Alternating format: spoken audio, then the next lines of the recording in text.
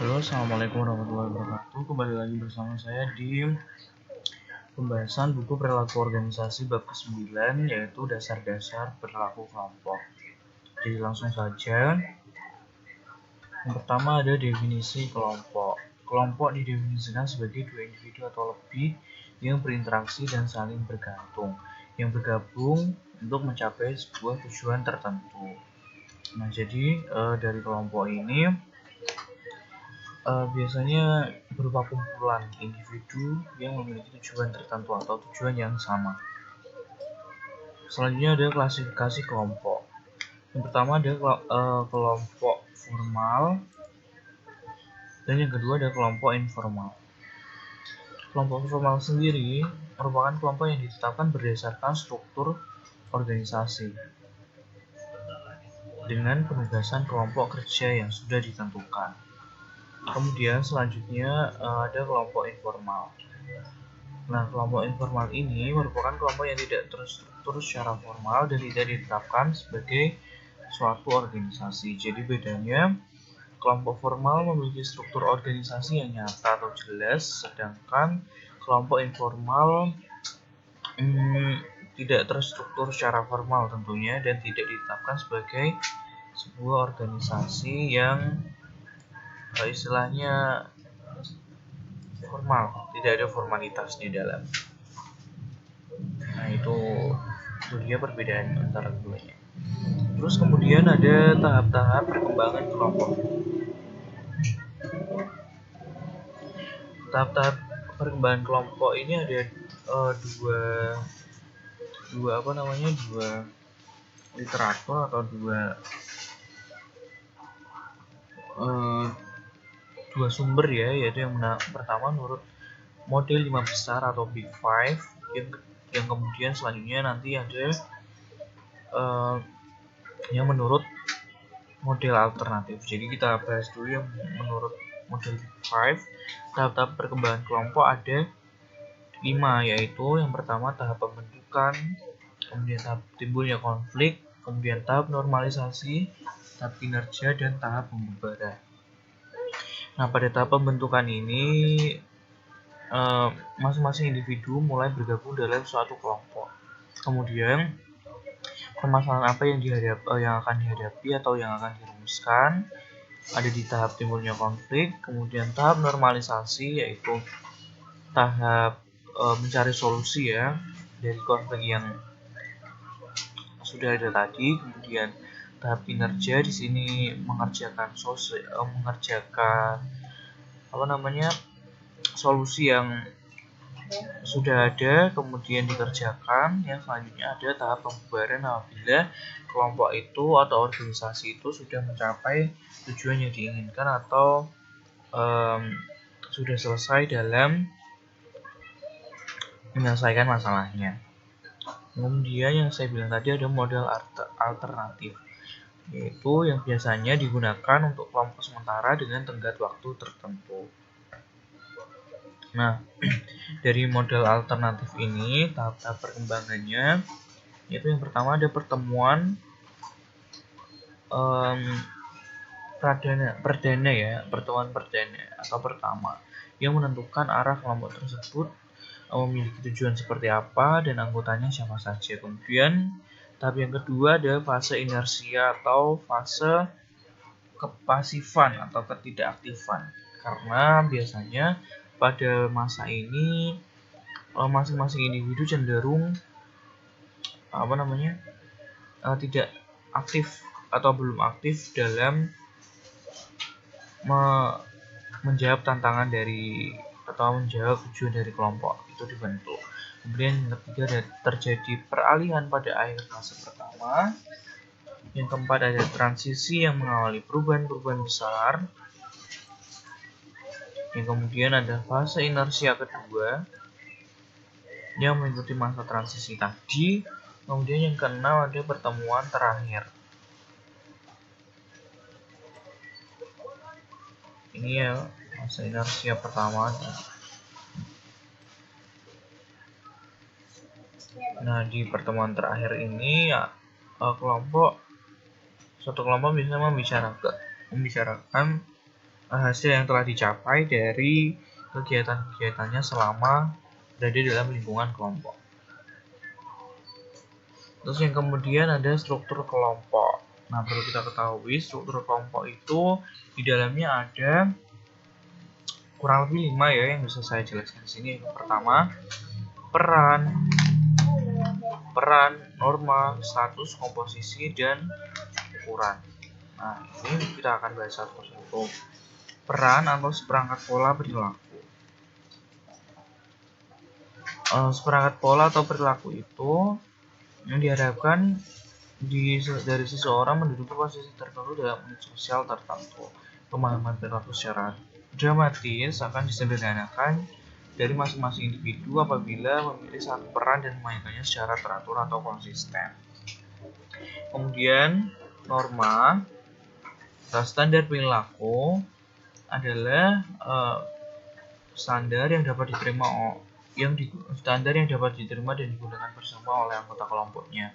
Norma ini memberitahu para anggotanya apa yang harus dilakukan dan apa yang tidak boleh dilakukan dan atau apa saja yang harus dilakukan dalam kondisi tertentu. Selanjutnya ada posisi atau status ya atau peringkat. Itu adalah penentuan secara sosial yang diberikan ke suatu kelompok dari orang lain atau mandat, bisa dikatakan seperti itu. Yang kemudian ada komposisi atau tingkat ketertarikan.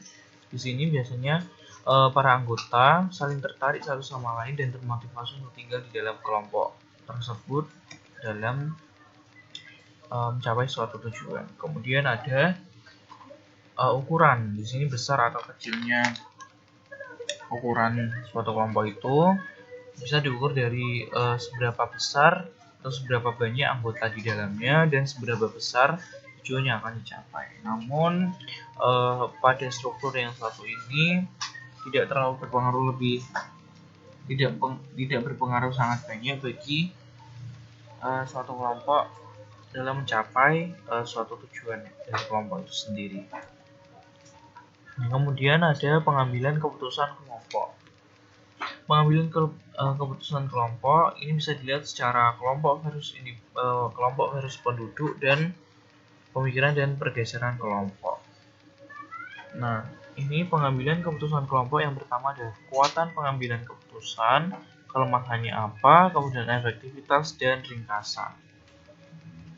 Nah, ini biasanya suatu keputusan ditimbang kekuatannya apa, kemudian kelemahannya apa. Nah, dari hal tersebut bisa ditentukan bahwa suatu kelompok itu harus memilih keputusan yang tepat dengan mempertimbangkan hal ini tadi.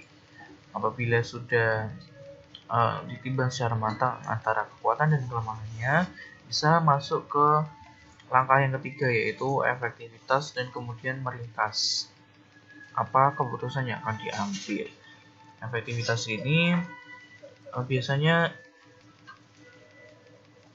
lebih cenderung ke arah bagaimana menentukan caranya, atau bisa mungkin bagaimana suatu keputusan itu diambil, apakah musyawarah atau seperti apa. Tapi lebih baik dengan cara musyawarah. Tapi juga tergantung dengan situasi kondisi yang memungkinkan suatu keputusan itu juga diambil. Terus kemudian yang tahap keempat ada ringkasan. Jadi rumusan masalah apa dan bagaimana solusi cara mengatasinya itu ada di tahap keempat ini.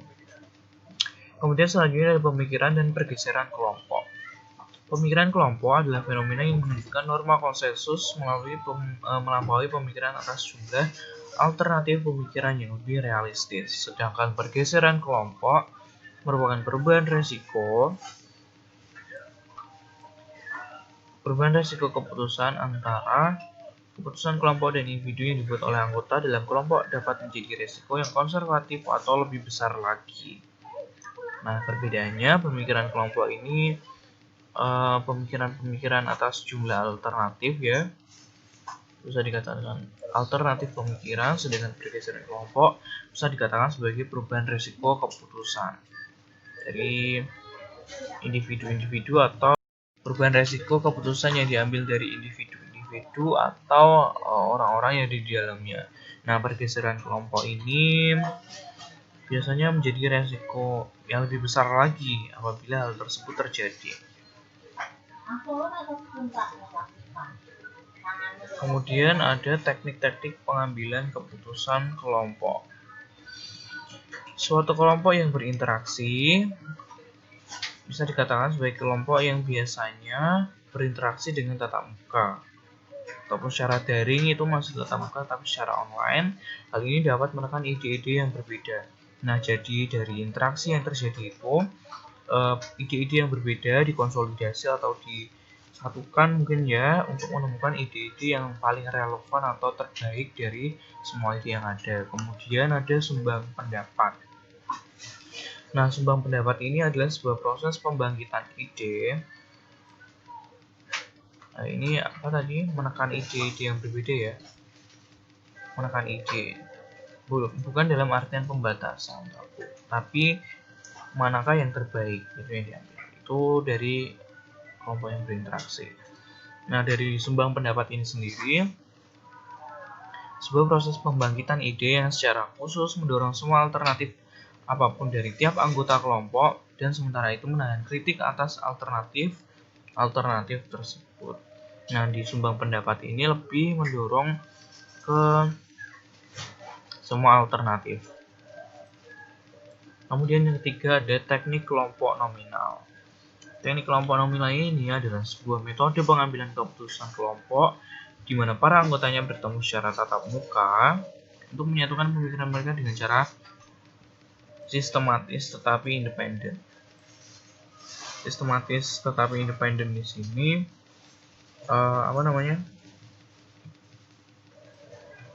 biasanya berdasarkan suatu standar tertentu yang dilakukan secara sistematis. Nah, saya kira itu saja materi perilaku organisasi bab 9 ini tentang perilaku kelompok ya. Perilaku apa tadi? Coba. Bab 9 ini mengenai dasar-dasar perilaku kelompok. Jadi kurang dan lebihnya mohon dimaafkan. Wabillahi taufiq wal hidayah. Wassalamualaikum warahmatullahi wabarakatuh.